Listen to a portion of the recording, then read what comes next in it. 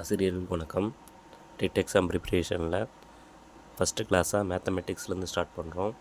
7th standard first டேர்மில் விகிதம் மற்றும் விகிதாச்சார டாப்பிக்லேருந்து இன்றைக்கி கிளாஸஸ் பார்க்க போகிறோம். சரிங்களா? ஸோ கொஸ்டின் என்ன கொடுத்துருக்காங்கன்னா, 24 பென்சில்களை 6 குழந்தைகளுக்கு சமமாக பிரித்து கொடுக்கின்றனர். அதேபோல் கொடுத்தால் 18 குழந்தைகளுக்கு தேவையான பென்சில் எண்ணிக்கை எவ்வளவு? So first of all question நம்ம நல்லா அண்டர்ஸ்டாண்ட் பண்ணிக்கணும். ஸோ கொஷினில் அவங்க கொடுத்துருக்கக்கூடிய டேட்டா படி என்ன அப்படின்னா, 24 பென்சில்களை 6 குழந்தைகளுக்கு சமமாக பிரித்து கொடுக்கின்றனர். அதேபோல் 18 குழந்தைகளுக்கு தேவையான பென்சில்களின் எண்ணிக்கை எவ்வளோன்னு கேட்டிருக்காங்க. சரிங்களா? ஓகே. ஸோ இந்த மாதிரியான சம்மில் 2 மாடல் இருக்குது. என்ன மாடல் அப்படின்னா, நேர்மாறல், எதிர்மாறல். ஓகேவா? ஸோ இப்போ இன்றைக்கி கூடிய கிளாஸஸில் நம்ம ஃபஸ்ட்டு எதை மட்டும் டிஸ்கஸ் பண்ணோம்னா, நேர்மாறல் மட்டும் டிஸ்கஸ் பண்ண போகிறோம். சரிங்களா? இப்போ நேர்மாறல் அப்படின்னா என்னென்னா, ஒன்று கூடுச்சுன்னா இன்னொன்று கூடும். சரிங்களா? ஸோ அப்போ ஒன்று கூடுச்சுன்னா இன்னொன்று கூடும், இல்லைனா ஒன்று குறைஞ்சிச்சின்னா இன்னொன்று குறையும். சரியா? அதாவது இல்லைன்னா என்னது, ரெண்டுமே குறையும். இங்கே எப்படி கொடுத்துருக்காங்கன்னா, பென்சில் குழந்தைகளே, அப்போ பென்சில் கூடுச்சுன்னா குழந்தைகளும் கூடும், இல்லைனா பென்சில் குறைஞ்சிச்சின்னா குழந்தைகளும் குறையும். ஸோ இந்த மாதிரி இருந்ததுன்னா என்னது, நேர்மாறல். சரி, அவங்க கொடுத்துருக்கக்கூடிய டேட்டா படி நம்ம சமூக பண்ணலாம். சரியா? ஸோ அவங்க கொடுத்துருக்கக்கூடிய டேட்டா படி நம்ம எப்படி எடுத்துக்கலாம்னா, ஃபஸ்ட் ஆஃப் ஆல் பென்சில், அதுக்கப்புறம் குழந்தைகள் எடுத்துக்கலாமா? சரி, எத்தனை பென்சில்? 24 பென்சில். ஸோ அப்போ 24 பென்சிலில் எத்தனை குழந்தைகளுக்கு சமமாக பிரித்து கொடுக்குறாங்க? 6 குழந்தைகள் பிரித்து கொடுக்குறாங்க. ஸோ அதை நம்ம அண்டர்லைன் பண்ணியிருக்கோம் இல்லையா? ரைட்டு. சரி, இப்போது அதே மாதிரி 18 குழந்தைகளுக்கு எத்தனை குழந்தைகள்? 18 குழந்தைகளுக்கு எத்தனை பென்சில் தேவைப்படும் அப்படிங்கிறத கேட்டிருக்காங்க. ஸோ அதை நம்ம கண்டுபிடிக்கணும். அதை நம்ம என்ன வச்சுக்கலாம்? எக்ஸ்னு வச்சுக்கலாம். அது தெரியாது இல்லையா? அப்போ தெரியாத நம்ம என்ன பண்ணலாம்? எக்ஸ்னு வச்சுக்கலாம். சரியா? ஸோ இப்போ இங்கே பாருங்கள், குழந்தைகள் 6லேருந்து 18 என்ன ஆகுது? கூடுது. 6 குழந்தைகள்லேருந்து 18 குழந்தைகளாக கூடுது. அப்போ பென்சிலோட எண்ணிக்கை என்ன பண்ணும்? கூடும். சரியா? அப்போ அதான் நான் சொன்னேன், இப்போ குழந்தைகள் கூடுச்சுன்னா பென்சிலோட எண்ணிக்கையும் கூடும். ரெண்டுமே கூடுது இல்லையா? அப்போ என்ன மாறல்? நேர்மாறல். அப்போ நேர்மாறலாக இருந்தது அப்படின்னா ஜஸ்ட்டு நீ என்ன பண்ணால் போதுன்னா, அதாவது கிராஸ் மல்டிப்ளிகேஷன், அதாவது குறுக்கு பெருக்கல் பண்ணால் மட்டும் போதும். குறுக்கு பெருக்கல்னால் என்னென்னா, இந்த எக்ஸையும் 6ஐயும் என்ன பண்ணணும்? பெருக்கணும். அதே மாதிரி இந்த 24ஐயும் 18ஐயும் பெருக்கி நம்ம டிவைட் பண்ணால் போதும். சரியா? ரைட். ஸோ இப்போ என்ன பண்ணலாம்? கிராஸ் மல்டிப்ளிகேஷன் பண்ணி டிவைட் பண்ணிடலாம். ஸோ எதெல்லாம் மல்டிப்ளை பண்ணணும்? ஃபஸ்ட்டு இந்த 24ஐயும் என்ன பண்ணணும்? 18ஐயும் மல்டிப்ளை பண்ணிக்கணும். அதுக்கப்புறம் பண்ணணும், அதை கீழே 6ஆல் டிவைட் பண்ணணும். சரியா? Right. So first of all 24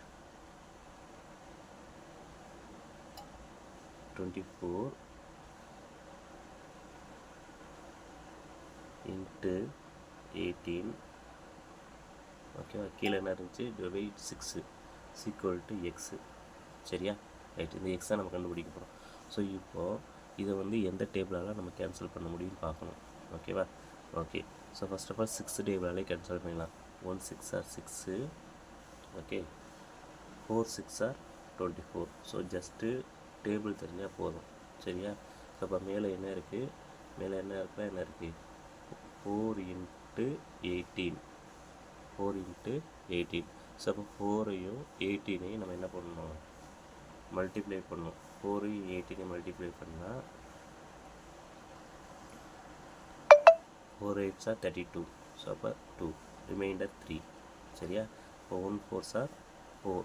so 4 + 3 7. அப்போ ஆன்சர் என்னது? 72. ஸோ இப்போ ஆன்சர் 72. ஸோ 72 ஆப்ஷனில் இருக்கான்னு பார்க்கணும். செக் பண்ணிடலாமா? இருக்குது. எங்கே இருக்குன்னா இங்கே இருக்குது. So answer 72.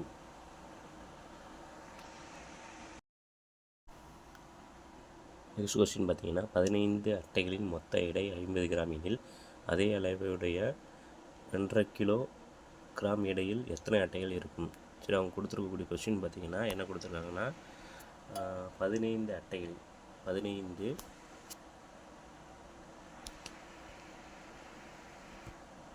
15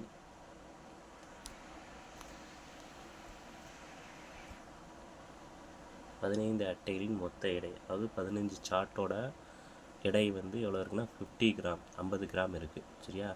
அதே அளவுடைய 1/2, அதாவது 2.5 கிலோ கிராம் எடையில், இடையில் இருக்குது. ஸோ அதை வந்து எடையின்னு மாற்றிக்கோங்க. எடையில் எத்தனை அட்டைகள் இருக்கும் அப்படின்னு கேட்டிருக்காங்க. சரிங்களா? ஸோ இப்போ நம்ம வந்து இங்கே வந்து நம்ம வந்து என்ன பண்ணலாம், என்ன கவனிக்கணும் அப்படின்னா, இங்கே வந்து நம்ம கிராமாக இருக்குது, இங்கே வந்து பார்த்திங்கன்னா என்னவா இருக்குது, கிலோகிராமாக இருக்குது, கிலோகிராம். ஸோ அப்போ நம்ம யூனிட்டை வந்து என்ன பண்ணணும்னா ஃபஸ்ட்டு வந்து சேமாக மாற்றிக்கணும். சரியா? ஸோ அப்போ யூனிட்டை சேமாக மாற்றுறதுக்கு என்ன பண்ணணும்னா, ஸோ 1 kg, அதாவது 1 கிலோகிராம் ஈக்குவல் டு எவ்வளோன்னு பார்த்துருக்கோம், 1000 கிராம், 1000 கிராம். நமக்கு எல்லாத்துக்குமே தெரியும், லோயர் கிளாஸில் படிச்சிருக்கோம். 1 கிலோகிராம் ஈக்குவல் டு 1000 கிராம். ஓகேவா? அதே மாதிரி இங்கே என்ன இருக்குது, 2.5 கிலோகிராம் இருக்குது. ஸோ அப்போ 2.5 கிலோகிராமை எப்படி கன்வெர்ட் பண்ணுறான்னா 2 கிலோகிராமாக இருக்குது. ஸோ அதை எப்படி கிராமாக மாற்றலாம் அப்படின்னா, 1 கிலோகிராமுங்கிறது 1000 கிராம், அப்போ 2 கிலோகிராமுங்கிறது 2000 கிராம், அரை கிலோகிராமுங்கிறது 500 கிராம். ஸோ அப்போ டோட்டலாக எவ்வளோ வரும், 2.5 கிலோ கிராமுங்கிறது எவ்வளோ ஈக்குவல், எதுக்கு ஈக்குவல்னா, எதுக்கு ஈக்குவல், 2500 கிராமுக்கு ஈக்குவல். சரியா? அதாவது 2500 கிராமுக்கு ஈக்குவல். சரியா? இப்போ ரெண்டுமே என்ன வந்துருச்சு, கிராம் வந்துருச்சு. என்னது, இங்கே வந்து 2500 கிராமு, இங்கே வந்து 50 கிராமு. ஸோ இப்போ யூனிட் வந்து ரெண்டுமே என்ன வந்துருச்சு, கிராமாக வந்துருச்சு. ஸோ இப்போ இதை பேஸ் பண்ணி நம்ம என்ன பண்ணணும்னா சம் போடணும். சரியா? அப்போ அவங்க கொடுத்துருக்கக்கூடிய டேட்டா படி இங்கே என்னென்னா அட்டை எடுத்துக்கலாமா, அட்டை கிராம். ஓகேவா? ரைட்டு. ஸோ இப்போ 15 அட்டையோட எடை எவ்வளவு, 50 கிராம். Okay, right. அதே மாதிரி எவ்வளோ கேட்டிருக்காங்க, 2.5 கிலோகிராம். அந்த கிலோகிராமை தான் நம்ம என்ன கன்வெர்ட் பண்ணி வச்சுருக்கோம், கிராமாக மாற்றி வச்சுருக்கோம். எவ்வளோ கிராமு, 2500 கிராமு. அப்போ 2500 கிராமில் எவ்வளோ அட்டை இருக்கும் அப்படிங்கிறத நம்ம கண்டுபிடிக்கணும். அதை வந்து கண்டுபிடிக்கிறத நம்ம எக்ஸாக வச்சுக்கிறோம். சரியா? இப்போ பாருங்கள், கிராம் வந்து 50லேருந்து 2500 இன்க்ரீஸ் ஆகுது. இப்போ கிராம் வந்து கூடுச்சுன்னா அட்டைகளோட எண்ணிக்கை என்ன பண்ணுவோம், கூடும். அப்போ இது என்ன மாறல், நேர்மாறல். நேர்மாறல்னால் நம்ம என்ன பண்ணணும் அப்படின்னா, என்ன பண்ணணும், குறுக்கு பெருக்கல், அதாவது கிராஸ் மல்டிப்ளிகேஷன். அதாவது எக்ஸையும் 50யும் என்ன பண்ணிக்கணும், மல்டிப்ளை பண்ணிக்கணும். ஸோ 15ஐயும் 2500 மல்டிப்ளை பண்ணிக்கணும். ஸோ மல்டிப்ளை பண்ணோமா, இதை மல்டிப்ளை பண்ணப்போ ஃபஸ்ட்டு இந்த 15ஐயும், ஸோ அடுத்து 2500ஐயும் என்ன பண்ணிக்க போகிறோம், மல்டிப்ளை பண்ண போகிறோம். ஸோ அப்போ ஃபஸ்ட்டு 15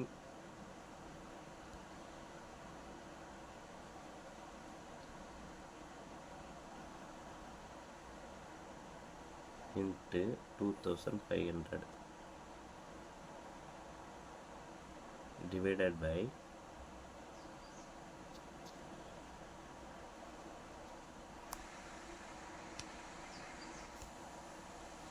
ஸோ அடுத்து எதை மல்டிப்ளை பண்ணினேன். ஸோ இப்போ இந்த 15ஐயும் 2500 மல்டிப்ளை பண்ணிடுச்சு. அடுத்து என்ன பண்ணால் இந்த எக்ஸையும் இந்த 50ஐயும் என்ன பண்ணணும், மல்டிப்ளை பண்ணணும். சரிங்களா? ஸோ அப்போ 50ஐ இந்த பக்கம் வச்சுக்கலாம், எக்ஸை வந்து இந்த பக்கம் கொண்டு போயிடும். ஏன்னா எக்ஸை தான் நம்ம என்ன பண்ண போகிறோம், கண்டுபிடிக்க போகிறோம். சரியா? சரி, ரைட். ஸோ இப்போ வந்து நம்ம எதை பண்ணணும், என்ன பண்ணணும், டிவைட் பண்ணணும். எப்படின்னா இந்த ஜீரோவையும் கேன்சல் பண்ணிடலாம். சரிங்களா? ஸோ அப்போ மேலே என்ன இருக்கும், 15 இருக்குது. ஸோ இந்த 15ஐயும் இந்த 5ஆலையும் கேன்சல் பண்ணலாம். எந்த டேபிளால் கேன்சல் பண்ணலாம், 5 டேபிளால் கேன்சல் பண்ணலாம். 1 5s are 5, 3 5s are 15. So அப்போ மேலே என்ன இருக்குன்னா, என்ன இருக்குது, இங்கே 3 இருக்குது, இங்கே 250 இருக்குது. அப்போ 3 × 250 எவ்வளவு, 750. இது ஈஸியாக நம்ம போடலாம். 1 250s are 250, 250s are 500, 3 250s are 750. So இப்போ ஆன்சர் வந்து நமக்கு என்னது, 750. ஸோ 750 ஆன்சரில் இருக்கான்னு செக் பண்ணிடலாமா? ரைட். ஸோ இப்போ ஆன்சரில் 750 இருக்குது. இங்கே இருக்குன்னா எங்கே இருக்குது, ஆன்சர் இங்கே இருக்குது. ஸோ ஆன்சர் வந்து 750. ஓகேவா? ஓகே. ஸோ நெக்ஸ்ட்டு சம் பார்க்கலாம்.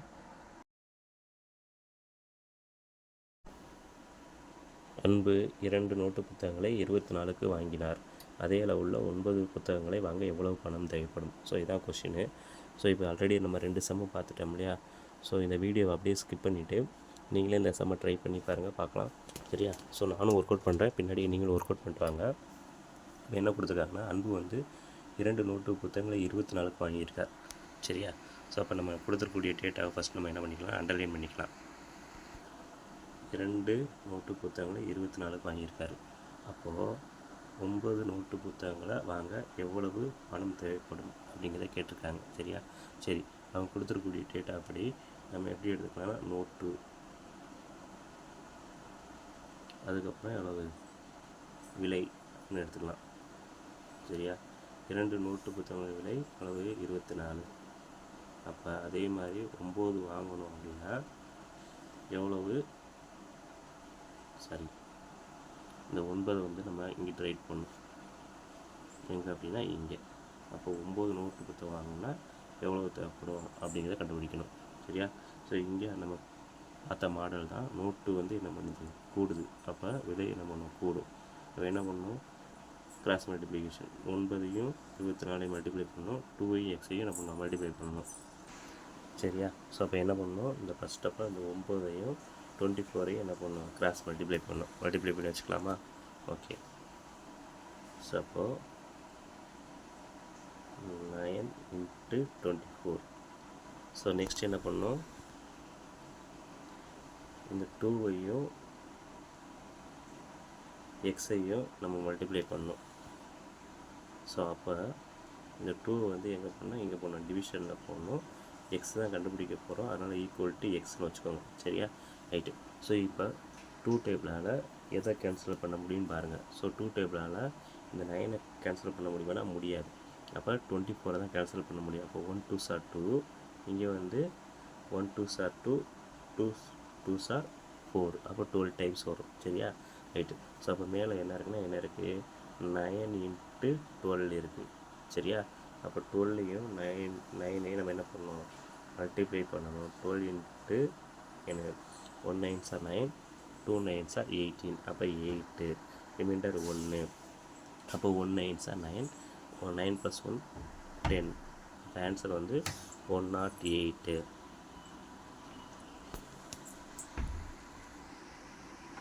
ஸோ 108 ஆன்சரில் இருக்கான்னு செக் பண்ணிடலாமா? செக் பண்ணிடலாம். ஸோ ஆன்சர் வந்து 108 இங்கே இருக்க ஆப்ஷன் ஏல இருக்குது. ஸோ 108 இங்கே இருக்குது. சரியா? ஸோ இதுதான் ஆன்சர். ஓகேவா? ரைட்டு. ஸோ இது வந்து இப்போ நடக்க போகிற டெட்டு வந்து ஒர்க்கிங் டீச்சர்ஸ்க்கு தான். ஸோ இதை வந்து ப்ரைவேட் டீச்சர்ஸ் வந்து என்ன பண்ணுங்க, ஒரு சான்ஸாக எடுத்து யூஸ் பண்ணிக்கிட்டிங்கன்னா, ஸோ இதை கிளியர் பண்ணி வச்சுக்கிட்டிங்கன்னா, ஸோ அடுத்து வரக்கூடிய ஜூலையில் வரக்கூடிய பிடிபிஆர்டி எக்ஸாமுக்கு வந்து ரொம்பவே யூஸ்ஃபுல்லாக இருக்கும். ஸோ இது மித்த டெட்டு மாதிரி இந்த டெட்டு கிடையாது. ஏன் அப்படின்னா, ஸோ கவர்மெண்ட் டீச்சர்ஸ் கூட சேர்ந்து நம்மளுடைய ப்ரைவேட் டீச்சர்ஸும் என்ன பண்ணலாம், எழுதலாம். கொஷின்ஸ் வந்து மேபி ஈஸியாக வர்றதுக்கு சான்சஸ் இருக்குது. ஸோ நம்மளுடைய கவர்மெண்ட்டுமே என்ன பண்ணியிருக்காங்க, ரீசெண்டாக மார்க் வந்து 75 என்ன பண்ணியிருக்காங்க, ரெடியூஸ் பண்ணியிருக்காங்க. அதுவும் எஸ்சி எஸ்டி கேண்டிடேட்டுக்கு 60ஆகவே என்ன பண்ணியிருக்காங்க, குறைச்சிருக்காங்க. ஸோ அதனால் இது ஒரு சான்ஸை பாருங்கள். இன்னும் பார்த்தீங்கன்னா, இப்போ வந்து எப்பயுமே நமக்கு வந்து கல்ஃபர் பண்ணி ஒரு 40 days 50 days தான் என்ன பண்ணாங்கன்னா எக்ஸாமுக்கு டைம் கொடுத்தாங்க. ஆனால் இப்போ வந்து பார்த்திங்கன்னா கால்ஃபர் பிப்ரவரியிலே பண்ணிட்டாங்க. ஆனால் அப்ளை பண்ணுறதுக்கு ஸோ நமக்கு எப்போ தான் எக்ஸாம் அப்படின்னா, எப்போ தான் எக்ஸாம், ஜூலையில் தான் எக்ஸாமு. ஸோ இப்போ கிட்டத்தட்ட பார்த்திங்கன்னா ஒரு 3 to 4 month என்ன இருக்குது, சாலிடாக நமக்கு இருக்குது. ஸோ இதை யூஸ் பண்ணி நீங்கள் வந்து என்ன பண்ணுங்க, வீடியோவை பார்த்து அல்லது நீங்கள் செல்ஃப் ஸ்டடியாக புக்கை ரெஃபர் பண்ணி கூட என்ன பண்ணலாம், எப்படியோ ஒன்று படிக்கலாம். ஸோ இந்த வீடியோ தான் பார்க்கணும் கிடையாது, நீங்கள் எந்த வீடியோவை பார்த்து கூட என்ன பண்ணலாம் பார்த்து நீங்கள் படிக்க ஆரம்பிச்சிங்கன்னா கண்டிப்பாக என்ன பண்ணலாம், டெட் எக்ஸாமை கிளியர் பண்ணி ஸோ அடுத்து ஒரு சான்ஸு யூஜிடிஆர்பி ஒரு சான்ஸை வந்து என்ன பண்ணலாம், நீங்கள் அதனால் வீடியோவை பார்த்து என்ன பண்ணுங்கள் படிக்க ஆரம்பிங்க. இந்த வீடியோ தான் பார்த்து படிக்கணும் கிடையாது. ஸோ உங்களுக்கு எந்த வீடியோ வந்து கிளியராக எக்ஸ்பிளைன் பண்ணி நடத்துகிறாங்களோ அதை பார்த்து படிங்க. இல்லைன்னா நான் செல்ஃபாக படிச்சுக்கிடுவேன் அப்படின்னாலும் ஓகேவா, என்ன பண்ணுங்கள், புக்கை ரெஃபர் பண்ணி செல்ஃபாக வந்து படிங்க. ஓகேவா? ஓகே.